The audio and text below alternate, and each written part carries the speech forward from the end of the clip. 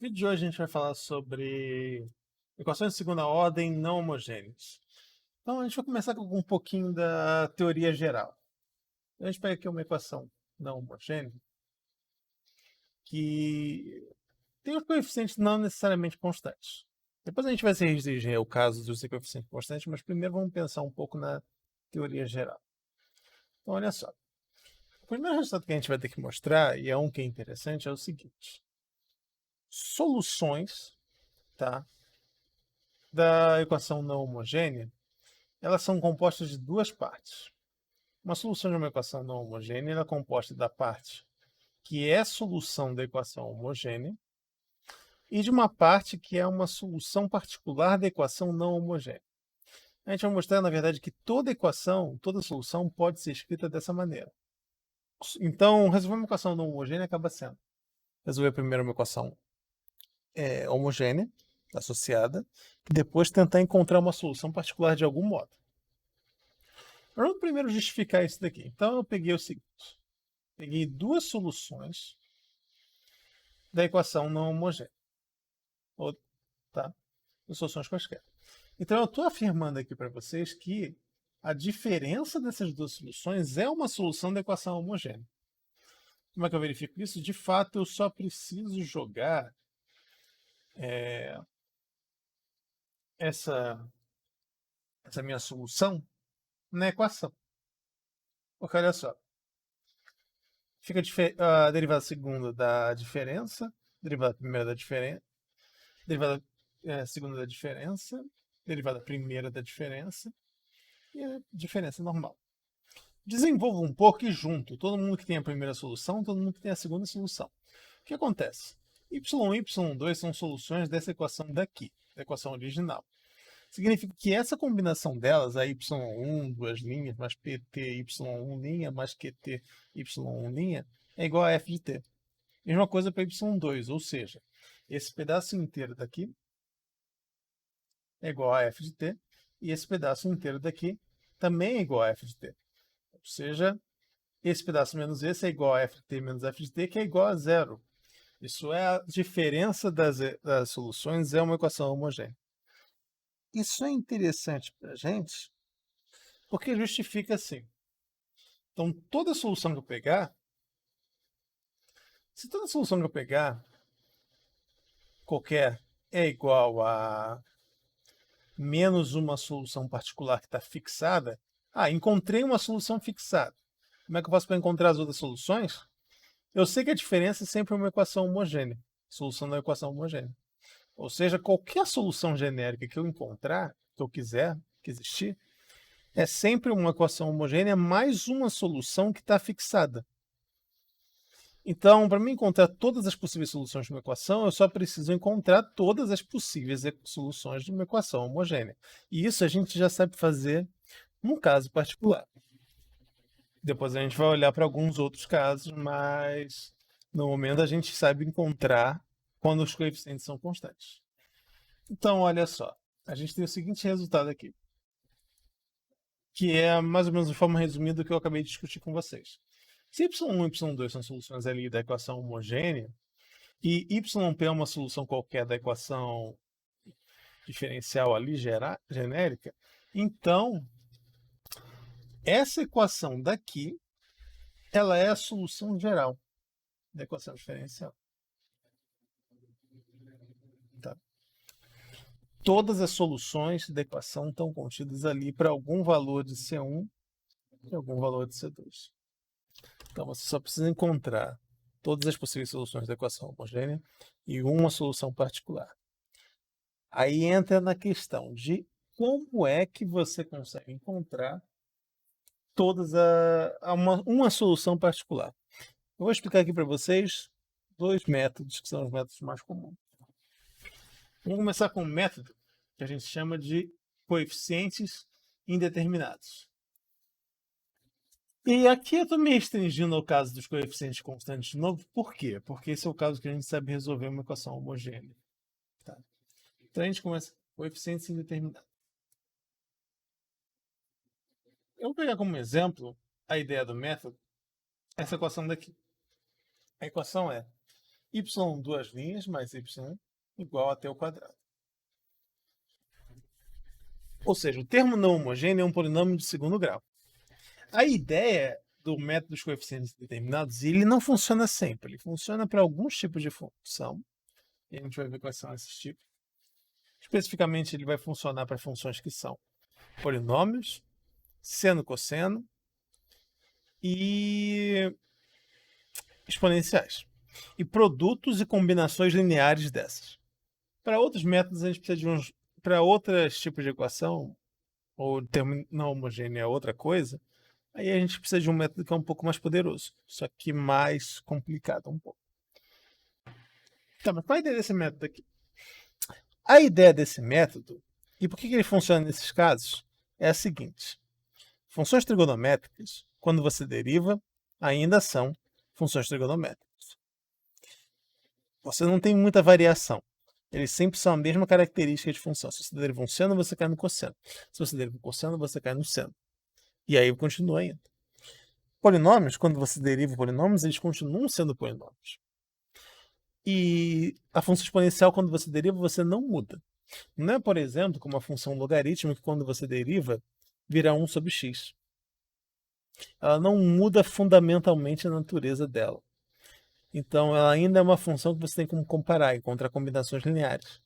E a ideia desse método daqui consiste no quê? Minha função não homogênea é um polinômio de segundo grau? Por que eu não proponho, então, como solução, um polinômio de segundo grau e vejo se dá certo? E aqui, nesse caso, eu já deixei umas contas já preparadas. Estou mostrando aqui como é que faz para encontrar. Então, olha só. A equação original é y duas linhas mais y igual a t ao quadrado. A gente sabe que a solução dessa, geral, é C1 seno t mais C2 cosseno t. Eu até coloquei aqui a parte homogênea da equação. Parte homogênea.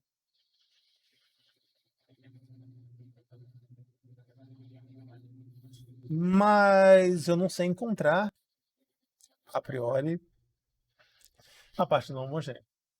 Então, eu proponho como uma solução particular AT2 mais BT mais C. E tento descobrir que A, B, C vão fazer isso dar certo. Como? Bom, derivo duas vezes, jogo na equação original. Y duas linhas mais Y. E igualo com a parte não homogênea. Lembra que eu falei? Essa aqui é minha f de t. Quando eu derivei e misturei com combinações da y e da y', eu não mudei fundamentalmente a natureza da equação. Ela ainda é uma equação de segundo grau, de segunda ordem. E então, ainda é um polinômio de segundo grau que tem aqui. E aqui também é um polinômio de segundo grau. E polinômio de segundo grau, igual a um outro polinômio de segundo grau, a gente sabe fazer. É uma coisa que aprendem lá em cálculo 1 e tal, que a gente usa bastante com o método de frações parciais e outras coisas. Então, o polinômio de segundo grau continua sendo um polinômio de segundo grau. Tem como calcular. E o cálculo é feito coeficiente via coeficiente. Primeiro eu pego o termo de grau 0 igual ao termo de grau 0. No caso aqui é 0. Pego o termo de grau 1 igual ao termo de grau 1. Pego o termo de grau 2 igual ao termo de grau 2. Monto o sistema, resolvo. A igual a 1. E se A é igual a 1, C vai ser igual a menos 2. Ou seja, a solução particular é igual a t ao quadrado menos 2. T ao quadrado menos 2. Seria a solução da equação diferencial. Vamos verificar que isso aqui deu certo? Bom, se eu derivo duas vezes, eu tenho o quê? 2. Então vai ficar 2 mais t ao quadrado menos 2. De fato, é igual a t ao quadrado e pronto. Ela é uma solução da equação diferencial. Ou seja, toda solução da equação diferencial pode ser escrita dessa maneira. Tá? Não. Vou mostrar. Tá. Toda solução, então, da equação diferencial pode ser escrita como sendo a combinação da parte homogênea e a parte não homogênea. E ela tem aqui, pelo teorema. E a gente conseguiu, então, encontrar a solução geral. Tranquilo, né? Se eu tenho um PVI, eu vou encontrar a solução particular do PVI do mesmo jeito. É só substituir ali os valores iniciais e manda ver e encontrar C1, C2. Vamos agora trabalhar mais um pouco os outros casos que eu falei. Lembra que o método dos coeficientes indeterminados funciona quando eu tenho uma equação que não muda a minha natureza. Tá? Eu tenho uma função que não muda a natureza. Então, trigonométricas, e assim por diante. Só que alguns cuidados têm que ser tomados. Eu coloquei aqui. Então, de modo geral, eu botei aqui dois exemplos que vão ter que pensar um pouco. Mas a ideia é a seguinte. Quando esse método funciona, quando a função é um polinômio, total mais AT mais A0. Então, se a f de t é um polinômio, a minha solução proposta tem que ser um polinômio também. Então, só para não ficar igual, eu vou botar aqui n, tn, então t é lambda zero. Se a minha solução é uma exponencial de lambda t, a minha solução proposta é uma constante vezes uma exponencial.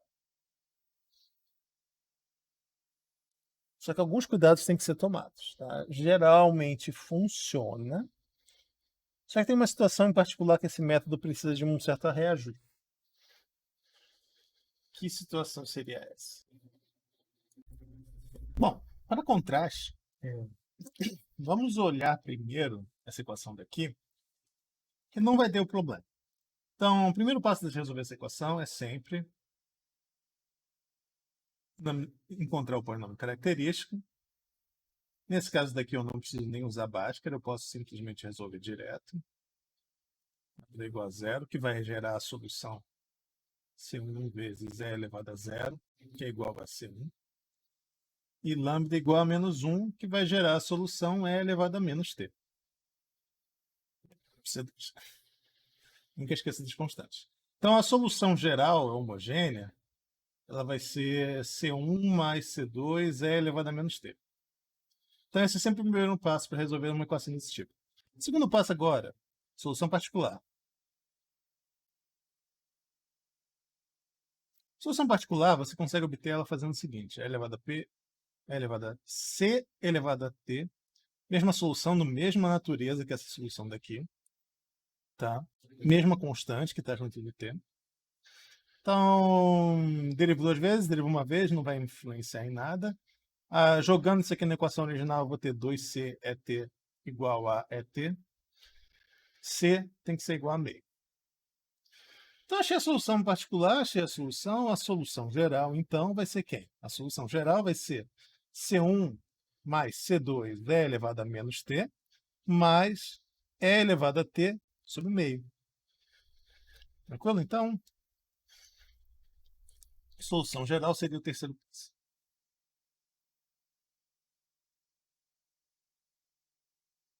Se aqui fosse um PVI, teria um quarto passo que seria resolver encontrar as constantes. Mas, bom, isso não é muito complicado, é sempre uma resolução de sistema. Vou pegar agora uma variante dessa questão daqui. Y2' menos Y' igual a E de T. Não mudei nada, a não ser o sinal daqui. Bom, não vou nem repetir os passos, porque realmente não é necessário. O que vai mudar? O sinal da constante. Em vez de ser lambda igual a menos 1, vai ser lambda igual a 1. Então, a solução vai ser C1 da homogênea, vai ser C1 mais C2 E elevado a P. E aqui que está o problema. Porque, olha só, quando eu vou pedir a solução particular é uma ela é uma solução da equação homogênea. Ou seja, quando eu jogar ela na equação diferencial, o que vai acontecer é simplesmente que ela vai se cancelar. E nunca vai ser igual ao que está aqui. Você vai ter zero igual a e elevado a t. Um absurdo. O que eu faço então nessa situação? Aí a gente vai entrar numa ideia que está relacionada com o próximo método de resolver, que é o método da variação de parâmetro. Você pega a solução da homogênea, que você conhece, e você coloca um parâmetro que agora é uma função da variável independente. Isso vai ser uma questão da lista, mas você faz uma conta, joga ali, substitui, você vê. Uma coisa que é interessante é que numa equação geral, coeficiente constante, o C de t acaba sendo só o próprio t. Você consegue resolver, na maioria das situações, só com o próprio t. É uma conta muito difícil. Tipo, você vai chegar numa equação que é do tipo C' de t igual a zero. Ou C duas linhas de t, se eu não me engano, é igual a zero. Aí você consegue mostrar que, na verdade, basta você pegar t como solução. Bom, mas e aí? O que eu faço então? O que você faz agora é o seguinte. Y se t igual a y homogênea. Sempre que você tem a solução particular, que seria a solução proposta numa equação de segunda ordem com coeficientes constantes, é bom ressaltar isso, você vai propor como solução particular, na verdade, t vezes a solução original que você ia perguntar, que é a solução da homogênea.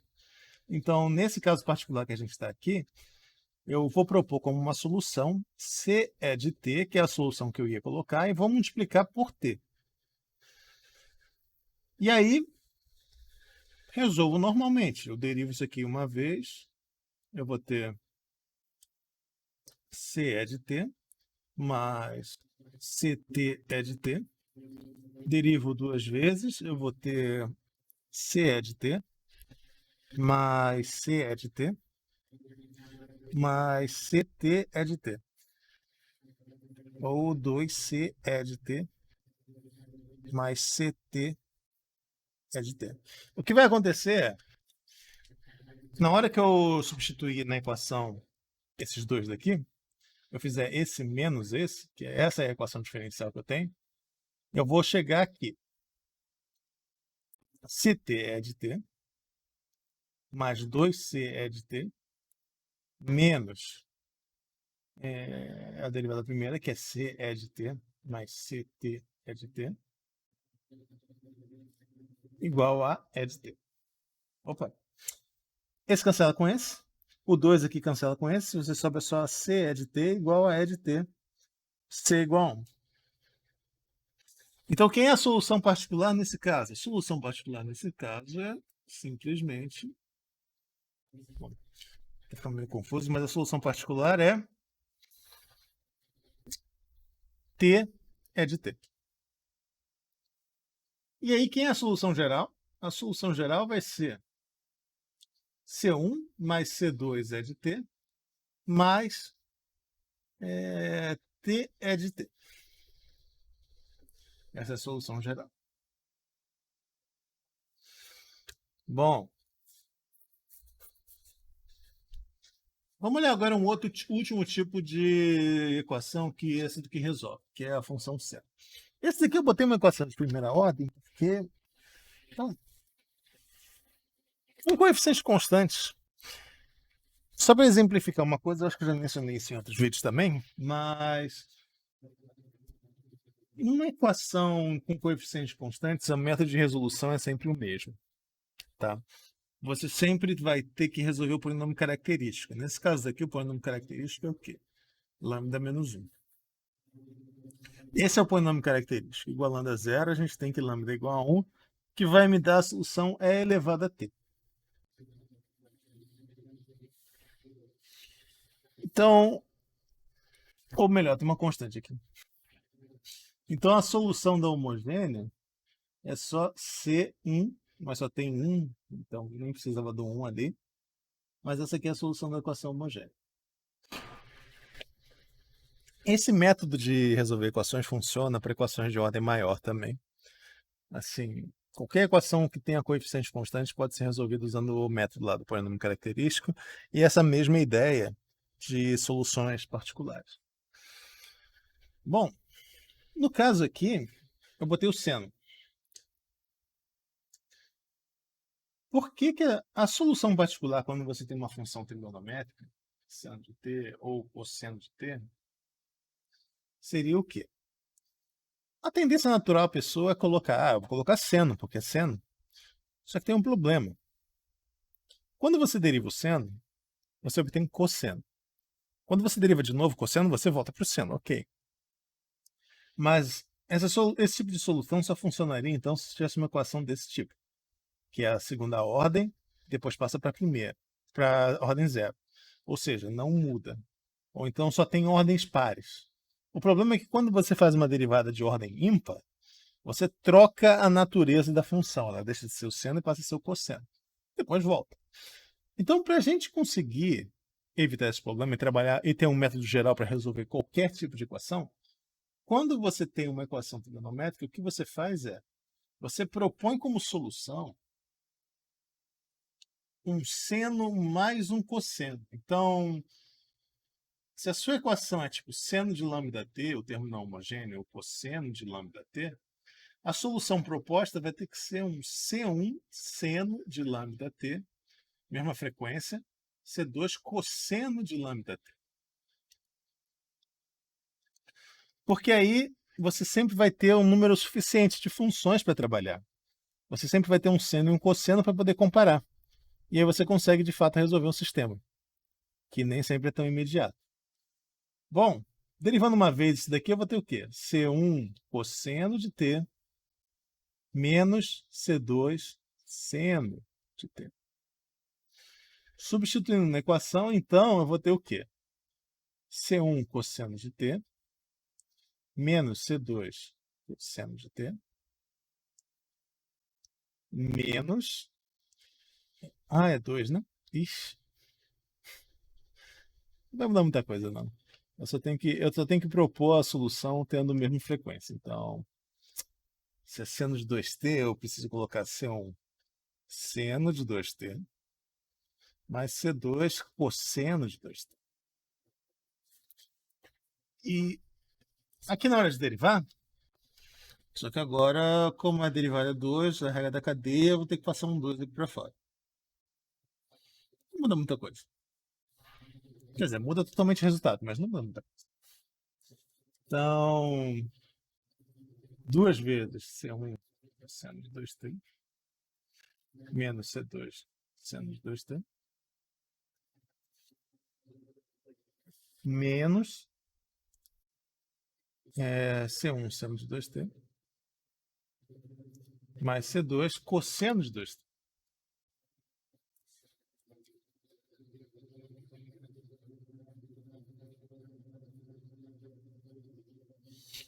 Isso vai ser igual a seno de 2t.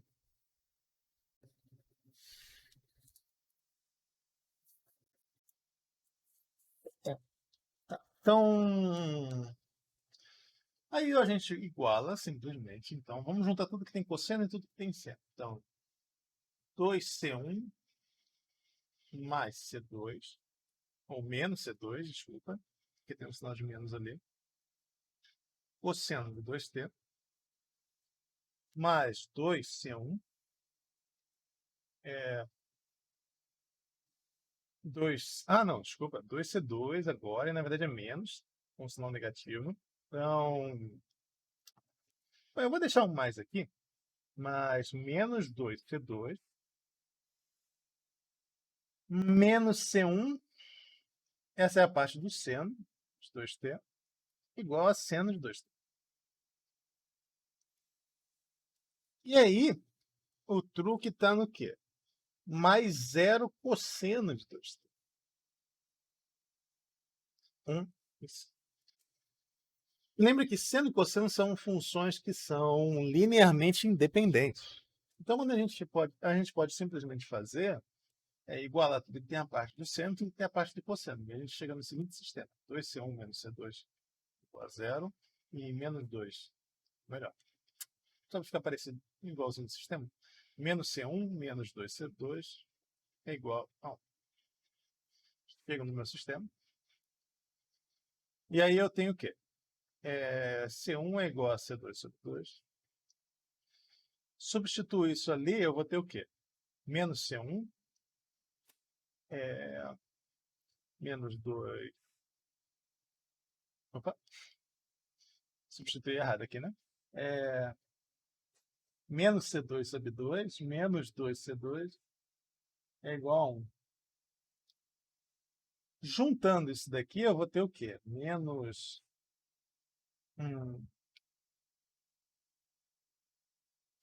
4 menos 1 menos 5 C2 sobre 2 igual a 1.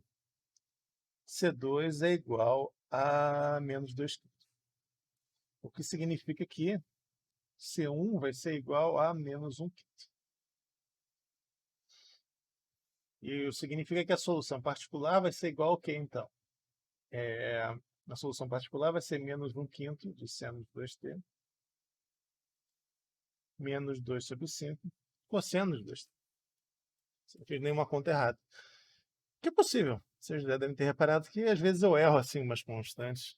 É um problema de tentar fazer essas contas ao vivo, entre aspas, e falando ao mesmo tempo. Eu sou um pouquinho disléxico também, então tá me ajudando.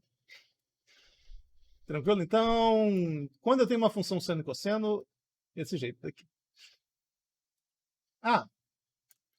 O que eu faço se eu tenho, então, essas duas situações? Uma situação aqui. Eu tenho aqui um produto agora, de um polinômio de grau 1 com uma função exponencial. Quando você tem um produto, a ideia é que você vai pegar o produto das soluções propostas. Você tem um polinômio de grau 1? Polinômio de grau 1. Você tem a função exponencial? Função exponencial. E, não deveria ter uma constante aqui? Deveria, mas o que acontece é, você só vai adicionar uma constante para complicar, se você colocar aqui. Porque você vai ter AT mais B, C é de T. CAT mais CB é de T. O C, na verdade, não vai influenciar muito no resultado. A gente diz que essa constante daí é absorvida pelo problema. Porque, no final das contas, ela só vai mudar se o A e o B pela mesma quantidade. Então, quando você tem uma situação dessa, você meio que pode absorver a constante. Que nem você tem duas constantes de integração, uma de cada lado, você pode juntar elas se elas estiverem somando. Então, nesse caso daqui, não teria problema. Se você tem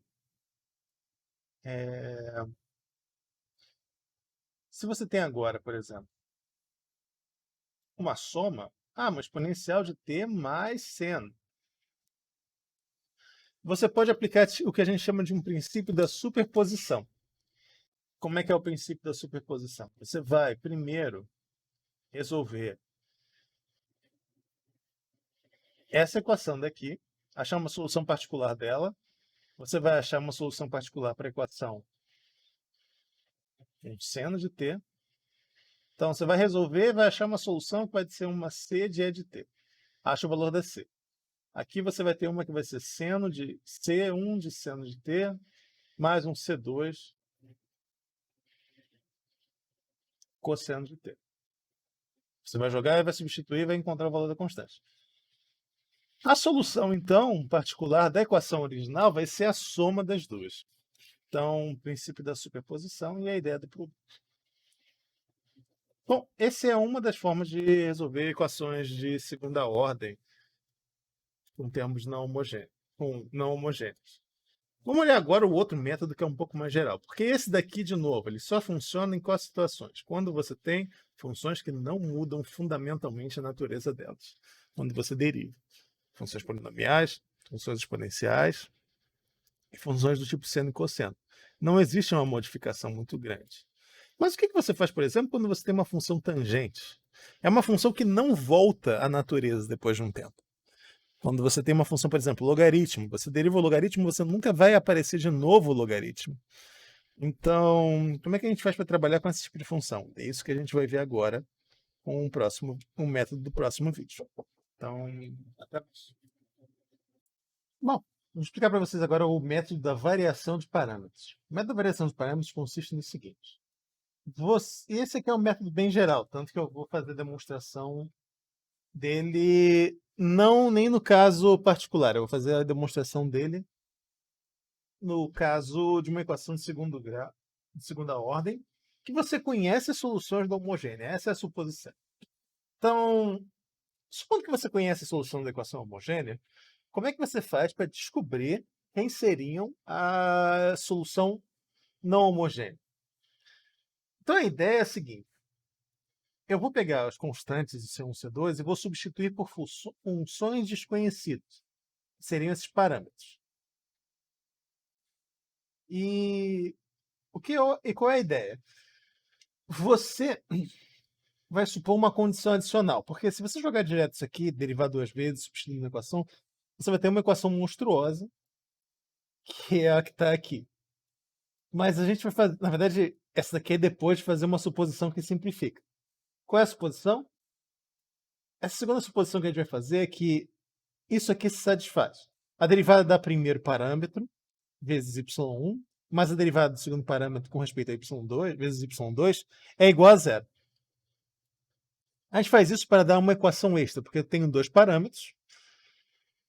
É meio que quase uma universalidade, assim. Não é sempre garantido que você consegue encontrar duas incógnitas sempre que você tem duas equações, mas no mínimo você precisa ter duas incógnitas para trabalhar. Então, se a gente tem uma equação e duas indeterminadas aqui, ou dois parâmetros indeterminados, eu vou precisar de uma outra equação. E eu tenho essa suposição aqui. E isso aqui acontece também. Bom, com isso aqui em mente, eu faço o quê? Derivo a essa equação geral que está proposta. Chego nisso daqui. Eu supus que isso daqui é igual a zero, então posso cancelar esse termo e cancelar esse termo daqui também. Cancelando esses dois termos, o que eu faço? Eu vou agora derivar de novo e vou conseguir isso daqui. Substituindo isso na segunda equação, eu tenho essa expressão daqui. Que lembre, poderia ser pior se eu não tivesse feito a substituição. Só que tem uma coisa. y1 e y2 são soluções da equação homogênea original. Dessa equação... Se o negócio não tivesse travado. Dessa equação daqui. Então, o que eu faço? Eu simplesmente vou desenvolver aqui um pouquinho e eu consegui chegar na equação original ali. Equação original, equação original. y1 e y2 são soluções da equação original homogênea. Então, esse pedaço dá zero, aquele outro pedaço dá zero, e aí você consegue igualar a zero e você mostra que esse pedaço inteiro daqui é zero. Ou seja, o que sobra dessa equação original daqui? A única coisa que não se elimina da equação original é esse trechinho daqui. Esse é o único pedaço que não desaparece. E aí você consegue esse sistema. Esse sistema não é um sistema muito complicado de resolver. Você simplesmente, embora eles sejam funções, você vai tratar ele como se fosse constantes e você vai desenvolver aqui. Passa esse cara daqui por substituição para o outro lado, troca o sinal, passa ele dividindo por y1, joga na equação de cima. Jogando na equação de cima, você consegue essa relação daqui. E aqui eu coloquei uma caracterização, que esse pedaço daqui é justamente o quê? É o Wronskiano. Porque lembra, o Wronskiano é um determinante que é y1, y' de 1, y2, y' de 2. Quando você calcula esse determinante, você tem exatamente o que está na parte de baixo. Então aí a gente consegue y2, em consequência a gente consegue y1, substituindo de volta, e a gente tem essa expressão linda aqui. Que quem são as variantes? São esses caras daqui. E aí a solução geral da equação, ela pode ser dada pelo quê? A solução geral da equação é simplesmente a solução particular, desculpa, ela é obtida dessa forma. 1 de t vezes y1 mais o 2 de t y2. Onde o 1 e o 2 são dados por essas integrais. Essas integrais daqui, elas são meio complicadas, eu não vou mentir para vocês. Eu botei aqui 2 exemplos que eu fiz, tá? E não são nem exemplos muito complicados. Por exemplo, eu coloquei aqui y duas linhas menos y igual a y' igual a ln de t. Solução homogênea dela, se vocês verificarem, é simplesmente C1 mais C2 é elevado a t. Então, y1 é igual a 1, y2 é igual a e de t. Substituindo ela no Wronskiano, eu vou ter que o Wronskiano é igual a e de t. Substituindo na equação, eu tenho que o 1 de 1, felizmente, não é tão complicado. É só a integral do logaritmo, que você consegue resolver por integração por partes. Uma integração bonitinha, que você trata uma das partes como sendo 1 e a outra parte como sendo ln. E aí vocês têm essa relação daqui dessa integral.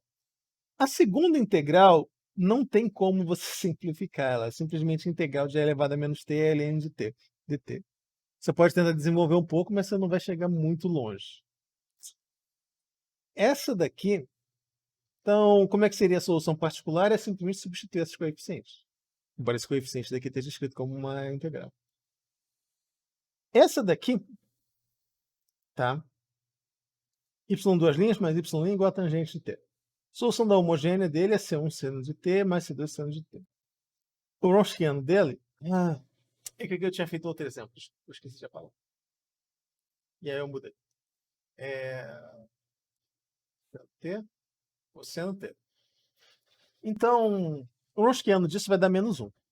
Os coeficientes vão ser... Um deles é fácil, que é menos a integral de... Menos com menos fica positivo, mas aí cosseno com tangente vai sobrar só o seno em cima. Integral de seno é menos cosseno. Pronto. Menos cosseno de seno. O segundo é uma integral monstruosa. Eu não consegui nem terminar ela e eu não acho que também é muito importante. Embora ela seja integrável. Então, esse método aí, ele é um método bem poderoso no sentido que, se você consegue encontrar as soluções da equação homogênea, você vai encontrar uma solução particular. Sempre. O problema é que encontrar essa solução particular, então, assim, eu acho que por esses 2 exemplos já ficou meio óbvio por que não é um método que é usado normalmente. Porque se você tem um método que é muito mais poderoso, por que a gente estudou aquele outro método lá de coeficientes indeterminados? Aquele método é muito mais simples do que esse método. Esse método aí, ele é meio que... Não seria a expressão matar uma mosca com uma bala de canhão. Você está fazendo um esforço e uma conta muito grande para uma coisa que não é tão necessária.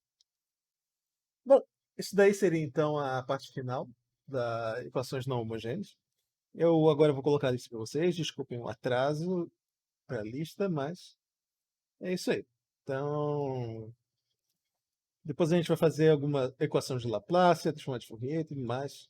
E a gente vai continuando. Mas isso daqui seria a parte final de equações de segunda ordem.